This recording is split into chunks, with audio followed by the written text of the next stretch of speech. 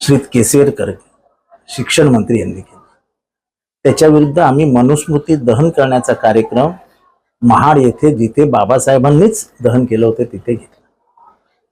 हे करत असताना रागाच्या भरात अनावधानाने माझ्याकडनं आणि काही कार्यकर्त्यांकडनं मनुस्मृतीवरती दिलेलं दिसल्यामुळे पोस्टर फाडण्यात आलं, ज्याच्यावरती बाबासाहेबांचा फोटो होता. आम्ही मुळीच मुद्दामून केलं नाही. रागाच्या भरात, मनुस्मृतीवरतील रागाच्या भरात हे सगळं घडलं आणि मी त्याबद्दल उघडपणाने माफी मागतोय. मी त्याच्यात उघडपणाने म्हटलं आहे की मी लीन होऊन नतमस्तक होऊन ह्या प्रकरणाबद्दल कार्यकर्त्यांकडनं माझ्याकडनं झालेल्या चुकीबद्दल माफी मागतो.